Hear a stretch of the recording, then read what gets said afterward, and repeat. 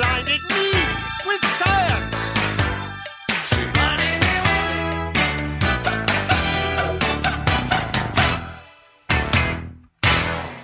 Hello, welcome. This week, we are dealing with diabetes.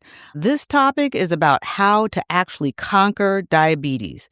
There are 38.4 million people in the United States with diabetes, and I have a couple people who have emailed me some questions about diabetes as well. So let me start and go over a couple of things about diabetes. Diabetes is really a major public health issue in the United States. Now, some of you may be listening and think, I don't have diabetes. Well, you'd be surprised. About 20% of the U.S. population has diabetes, and they have no idea that they have diabetes. So if you think you don't have diabetes, listen to this, and you want to actually make sure that you actually get yourself checked and that you are for certain that you don't have diabetes. So in 2023, there were about 37 million Americans who had diabetes, and that represents about 11% of the U.S. population. There's basically three types of diabetes. Type 1 diabetes, which starts in usually children or teenagers. There are about 1.9 million Americans that had type 1 diabetes, and about 240,000 or so are children and adolescents. Type 2 diabetes is much more common.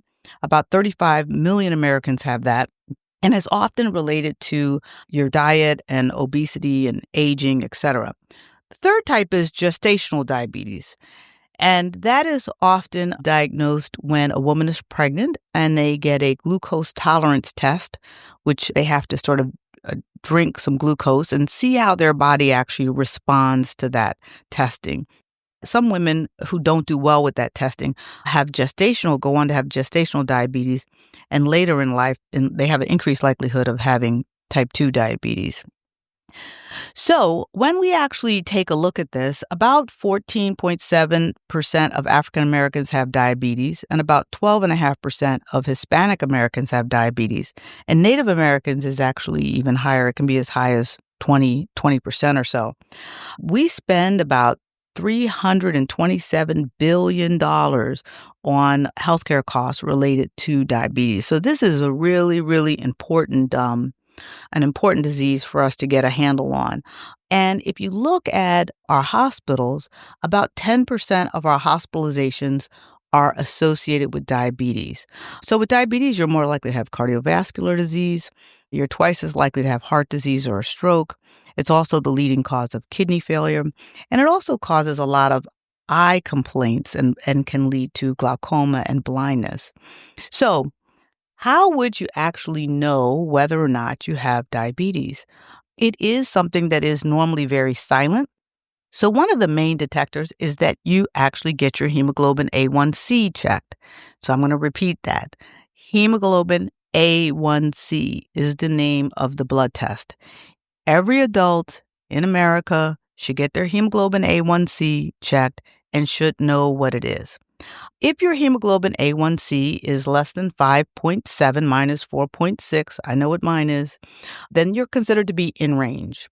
If you are 5.7 to 6.4, then you are in the area of what they call pre-diabetic, or basically it means that, you're sort of on your way, right? You have an ability at that point in time. You have an ability at every time to kind of turn it around, but it's sort of a warning. It's sort of a warning shot.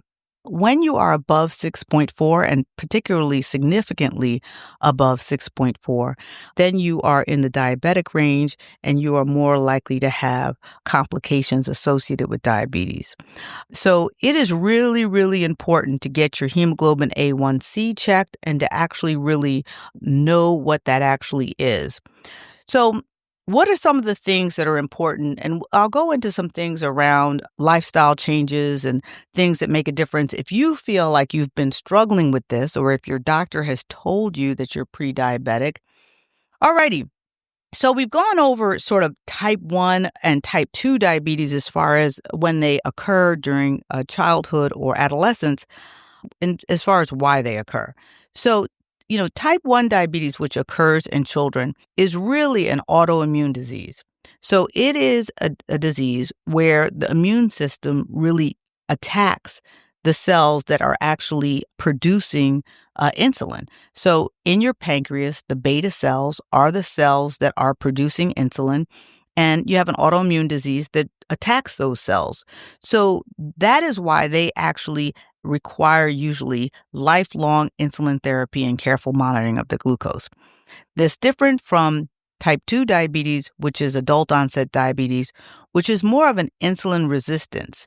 And so the body doesn't use insulin quite effectively. And eventually, what happens because of diet and sedentary lifestyle is the pancreas can't produce enough insulin to maintain the lower glucose levels that you need. All right, we've got Connie on line 1. All right, Connie? Thank you, Dr. V. I'm really glad you're doing this topic because I personally feel like I might be pre-diabetic, but I haven't been tested. I just feel like I've gotten some of those symptoms, like the numbness and, tingling and all that kind of thing. Right. But it usually happens like after I've eaten certain foods. So I'm also thinking it might be my diet. Mm-hmm. Okay. So have you ever gotten your hemoglobin A1C checked?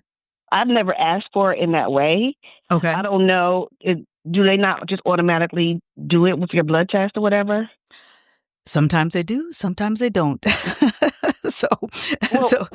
should I be eating? You know what I mean? Like, right. I like to eat. Right. So, okay. So here's the thing one is make sure you get your hemoglobin A1C tested because it may or may not be diabetes. It could be something else. And if your hemoglobin A1C is normal, then you really want to have your physician evaluate why you actually got the numbness and tingling in your legs. It could be something totally unrelated to diabetes, right? But if you think your blood sugar may be high and you want to actually look at what you should eat, tell me. Well, let's start with this. What sort of stuff do you normally eat? Okay. Well, for instance, this morning I had cereal, like granola cereal with fruit, which I think is pretty healthy. But, I do love a good cheese egg and bacon. So that's like, those are my kind of go-tos for breakfast, right? I really love omelets. Okay. For lunch, I might do like a salad.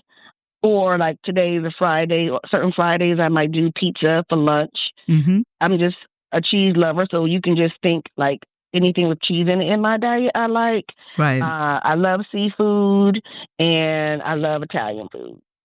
Okay. And so if you go out to eat, you're usually doing Italian or is there any other type of food that you're... I generally am going to get seafood, like, give me a crab cake, I'm happy. Okay. Gotcha. But in terms of like vegetables, I love spinach and mushroom. Those are my favorites.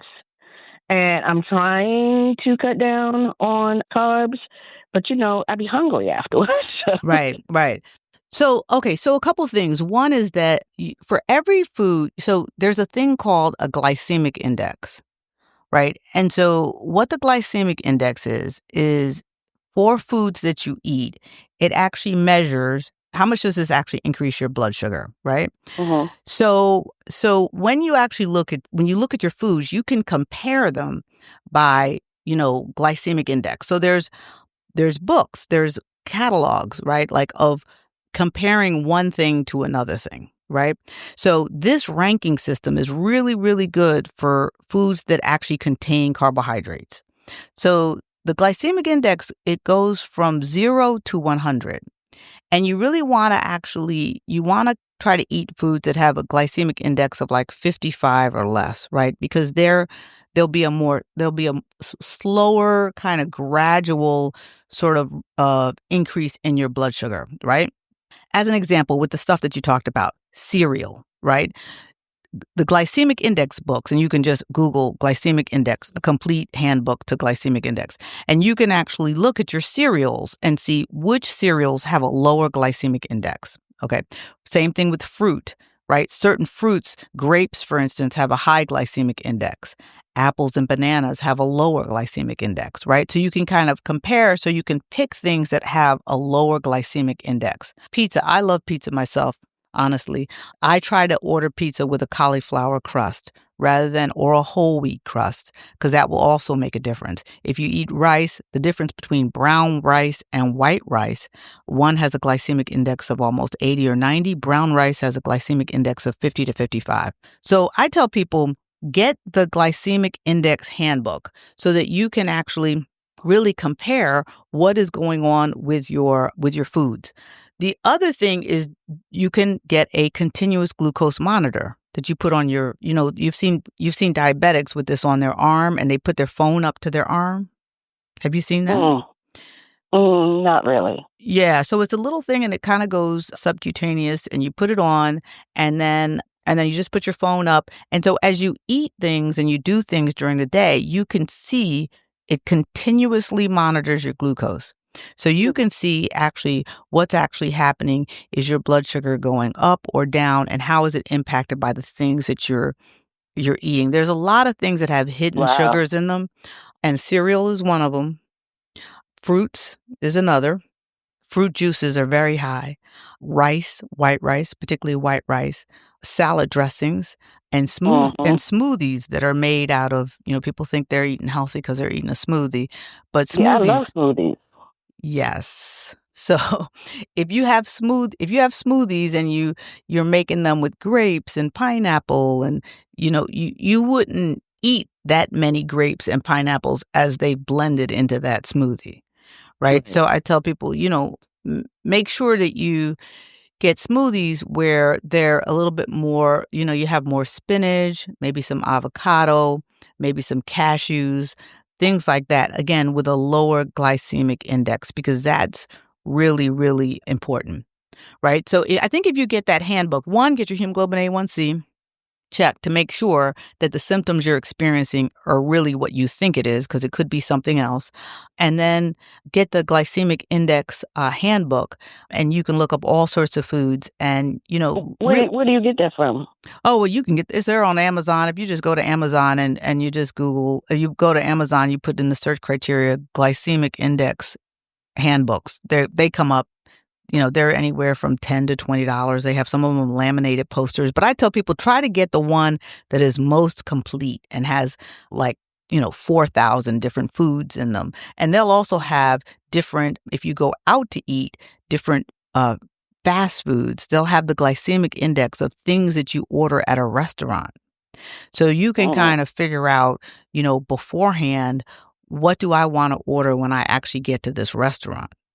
The last question on this is, I heard you say, for instance, with pizza, get did you say the wheat crust? Either the whole wheat crust, or the better yet is the cauliflower crust. Okay. So my only thing about whether it's pizza or something else where it says whole wheat, a lot of times, how do we know, right?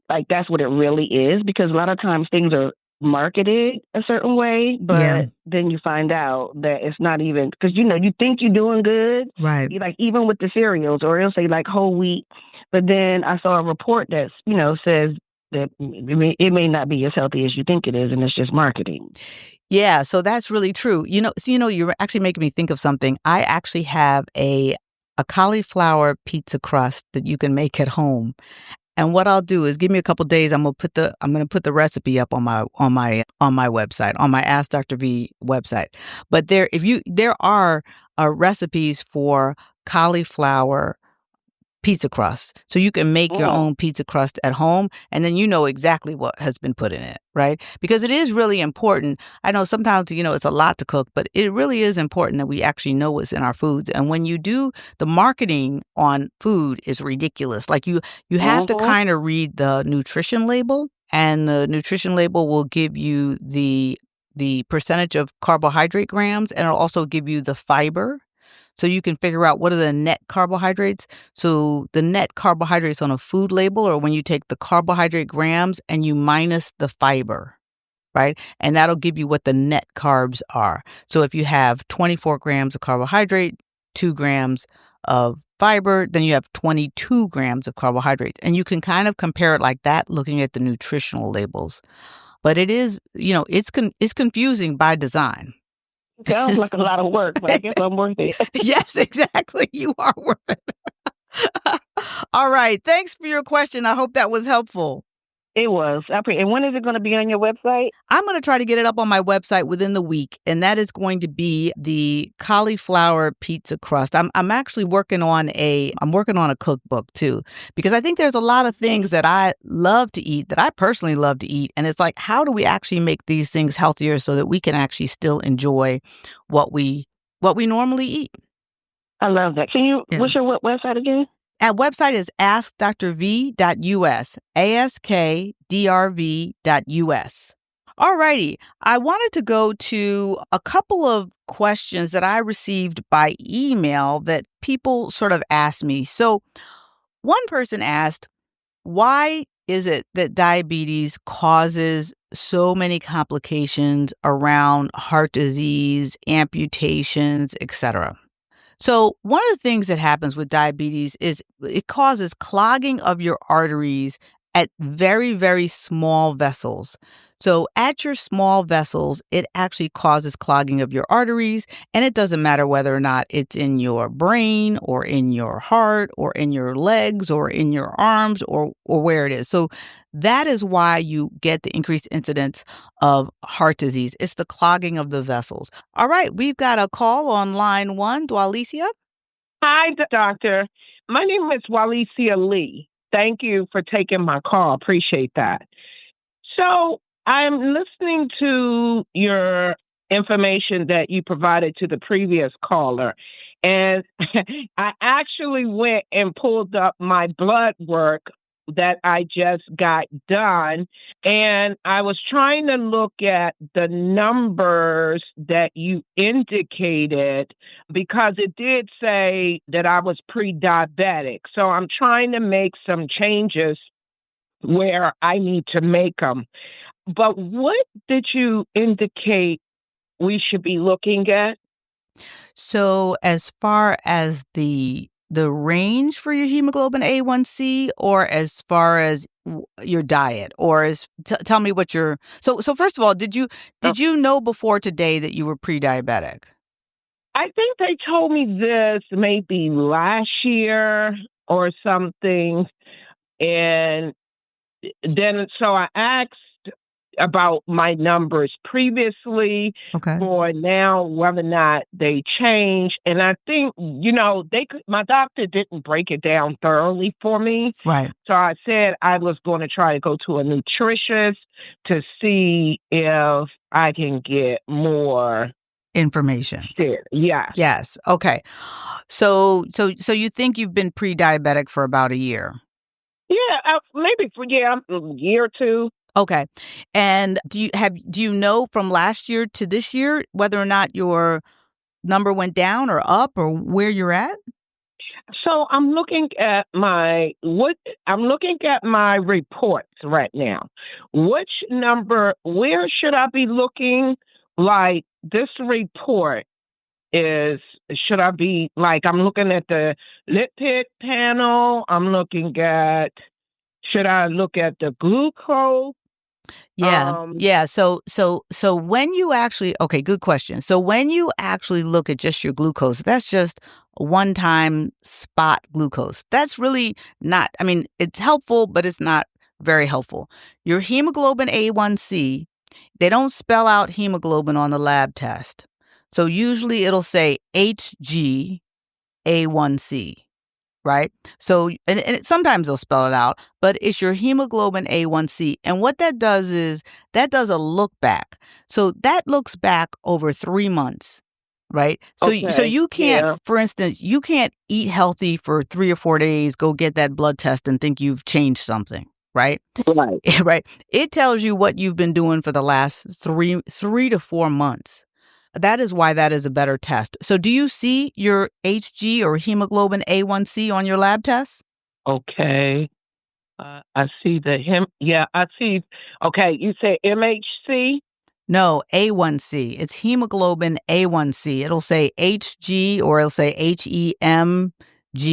I see the hemoglobin test, but I don't see where. Right. So it's confusing because when your doctor tests your blood count and you get a complete blood count, that has your hemoglobin on it. That's Oh, different. here it is. Here it is. Hemoglobin A1C. Okay, okay, you I'm got sorry. it. Yeah, That's all here right. it is right here. Okay. All righty. All Okay. right. All right. See, So, this is why this is so important, right? yeah, Yeah. good. I want people to get Okay. woke around their health care. I want people. Okay. So, all right. So you have that number now. Do you want to share Yeah. with us what it is? You don't have Yeah. to. It's your personal So, information. yeah, well, okay, I'm online and I'm telling you anyway. But so the previous one was 6.0, 523, Okay. and then it just say the current one is 6.0. Okay. So you're in.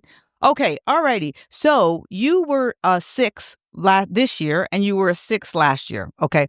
So, Correct. right. So so in order so that is in the pre-diabetic range.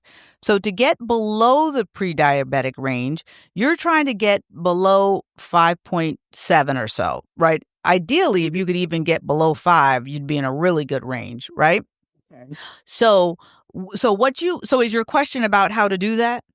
Yeah. Okay, all right. So one is if your insurance provides for or you can get a nutritionist, that is a very good start, right? And I tell people to sit down and write out what you eat cuz in our mind we think we eat healthier than we actually eat, right? Sometimes just take a picture of your plate, right? This is what I had today, this is what I had for dinner, and just take a picture of your plate before you start eating, right?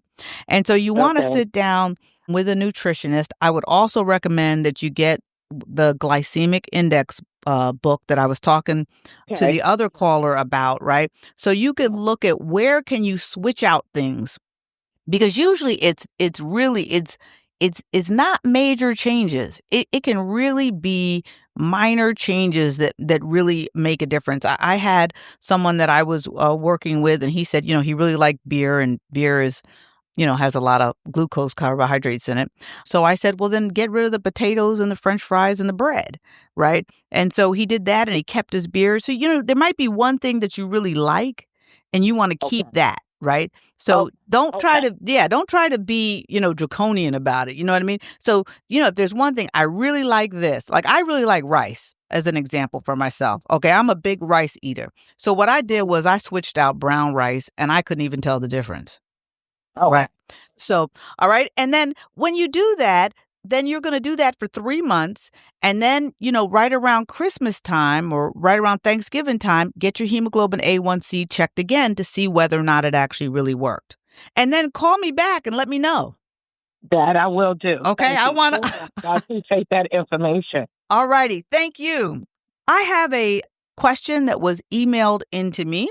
Peggy from Capitol Hill wanted to know what are the signs that your blood sugar is too high or too low?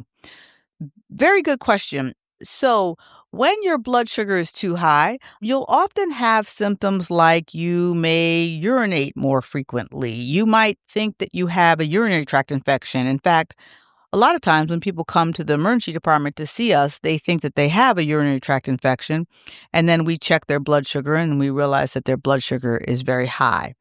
Also, you might have nausea and vomiting and abdominal pain. Some people get very thirsty. Their mouth gets dry. They get very thirsty. They also have extreme hunger pains and get extremely hungry. So they'll eat and be full and then suddenly get very, very hungry. Also, some folks actually get fatigued and have sort of a lack of energy. I also had one patient who had blurred vision, and he came in because he felt like he needed better glasses. And each time I gave him a pair of glasses, he needed a better pair of glasses. So his vision was constantly getting worse. So those are some of the signs and symptoms of high blood sugar. Now, low blood sugar is very different.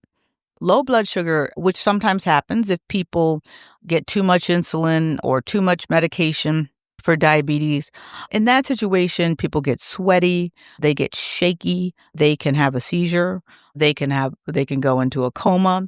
If someone is awake and able to drink for us in the emergency department, we will often give them orange juice, and that is one of the things that brings up blood sugar very fast. So if you are a diabetic, Orange juice is not necessarily the best thing.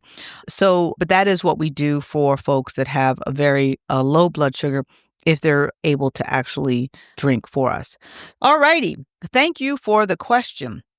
I have another question from Katisha, and she said, we've all heard that we should limit our sugar intake, but what are other ways to prevent diabetes, especially if it's hereditary?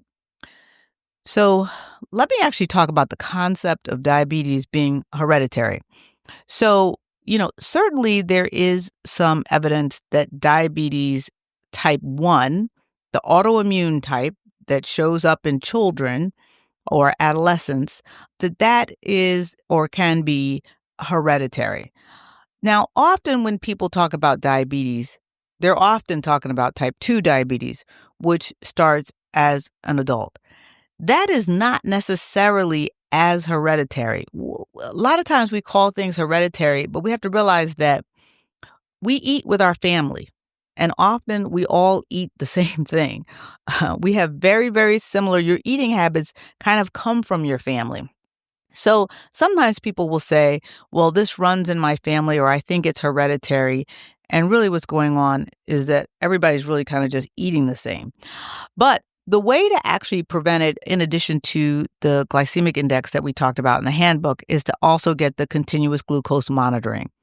And you want to really make sure you're doing this in conjunction with your physician. It often requires a prescription.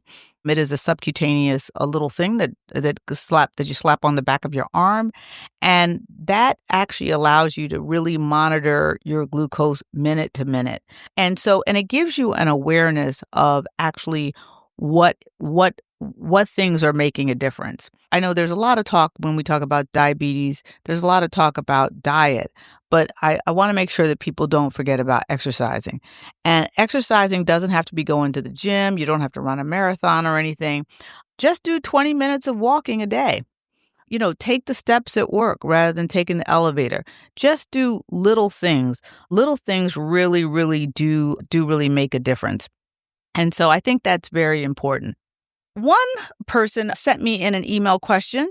Dr. V, thanks for doing this topic. I recently was diagnosed with diabetes. I want to understand a little bit more about the medications and how they actually work. And are there any new medications that are on the horizon? Okay, so this is a really good question. So some of the things that people use in addition to the continuous glucose monitoring, you'll find that some people are on an actual insulin pump, right? So an insulin pump is something that also delivers insulin continuously. It is actually inserted subcutaneously into your body, and it monitors in conjunction with the continuous glucose monitoring. So it is able to see what your glucose is and then deliver what you actually need in real time. The other thing that people use, or medications that are used, are some of the GLP-1 medications that are new. So this is also something that's new, the Mounjaro, the Ozempic, the Wegovy.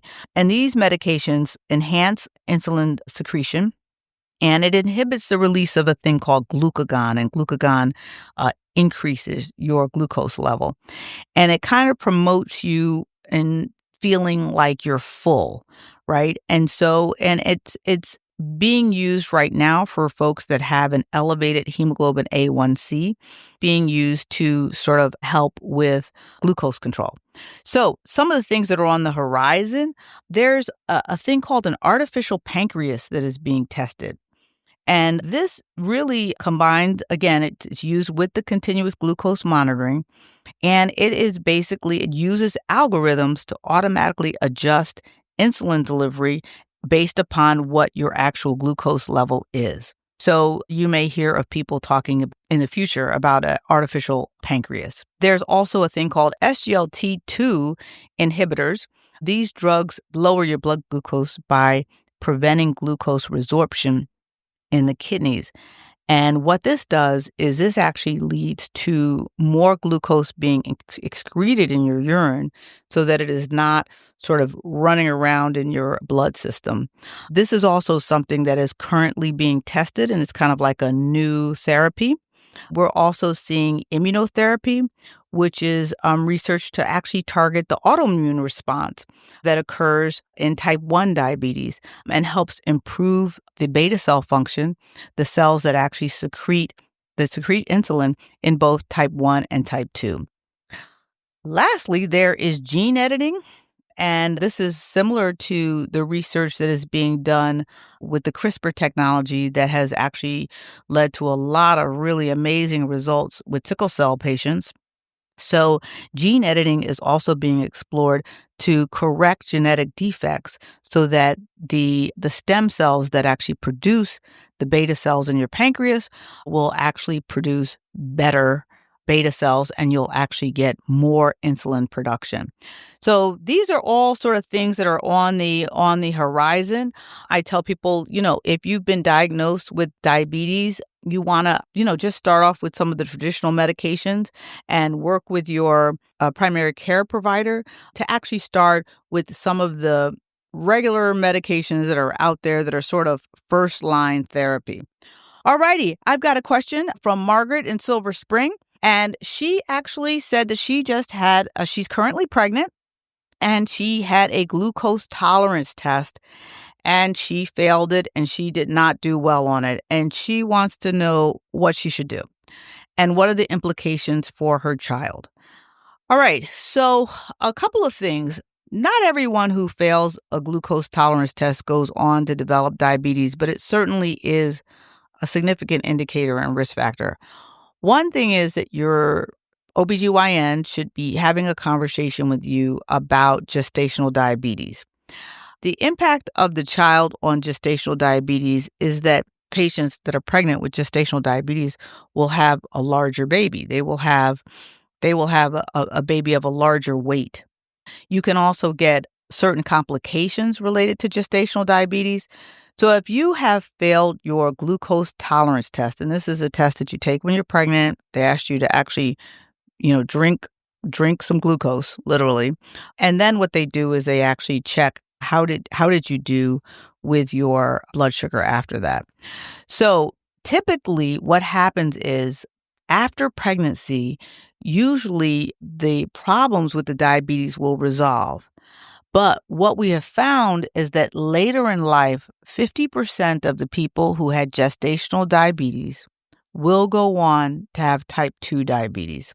So it is really, really important that you actually, if you were diagnosed with gestational diabetes, that you actually call in and that you actually speak with your doctor and monitor your hemoglobin A1C. Because as I said, 50% of these folks will go on to develop adult onset diabetes. So if you failed that test, make sure to monitor your blood sugars and your hemoglobin A1C as you go on in life. So thanks for that question. All righty. Does your business believe in the empowerment of the community? Do you want to be part of advancing their understanding of health and overall well-being? Ready to reach more people while growing your brand and visibility? If you'd like to advertise, 30-second and 1-minute spots available.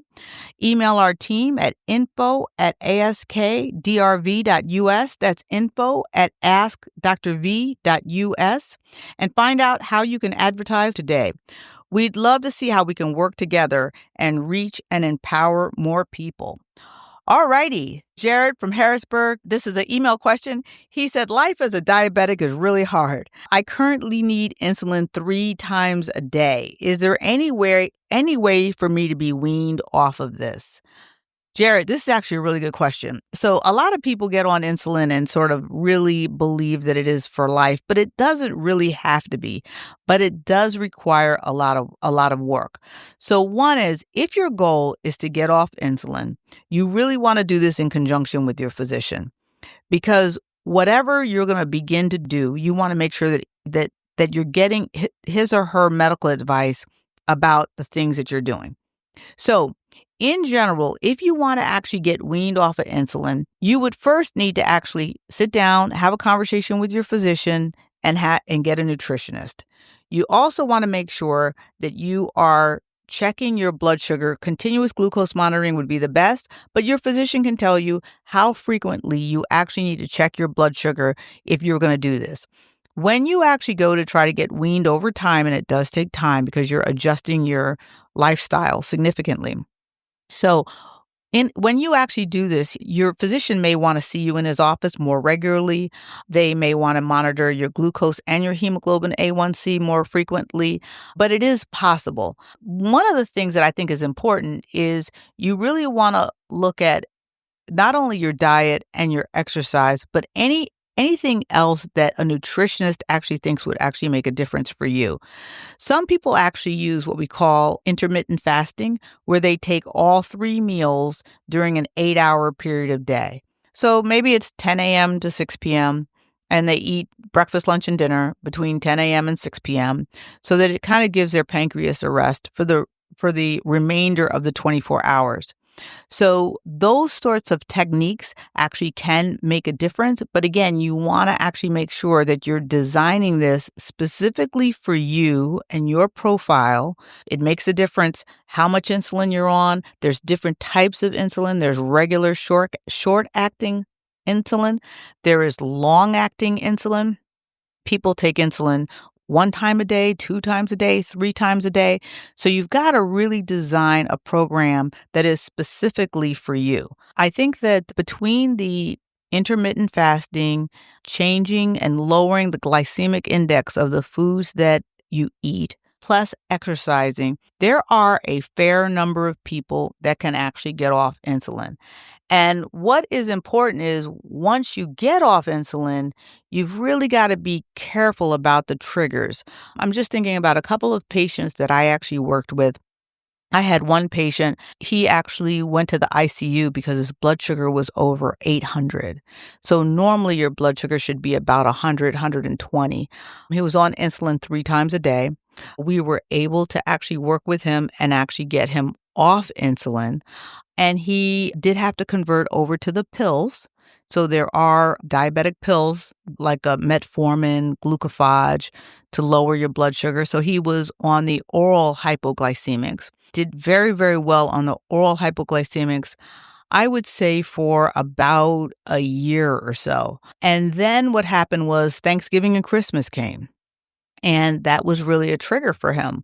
And between the sweets, the fruit juices, the alcohol, the desserts, he ended up back on insulin. But it kind of led him to really understand that this is something that you really, really have to keep going, because it was a little bit harder to get him off insulin the second time. We were able to work with him and get him off insulin the second time, but it definitely was a little bit harder. So again, you really want to, if you have a physician that is not interested in having this conversation with you or doesn't think it's possible, you really might want to, or doesn't want to refer you to a nutritionist, you really might want to actually go to another physician. The people that really need to be on insulin for life are the type 1 diabetics, which is the autoimmune disease where it has attacked their pancreas and they are not able to produce insulin because of the autoimmune disease. So those are the ones that are really not able to get off insulin and really have to stay on insulin for their entire life. All righty, we are wrapping up here. So I just want to kind of go over a little bit about what we discussed today and what you can expect next week. This has been a great show. I want to reiterate the importance of everybody knowing what their hemoglobin A1C is. It is really, really important that everyone know what their hemoglobin A1C is and trend that over time. If you've been told you're pre-diabetic, you want to make sure to actually, get yourself into a nutritionist and work with your doctor to really get your hemoglobin A1C, preferably under 5, but at least under 5.5. Email me any questions. It's info@askdrv.us. Look forward to talking to you next week.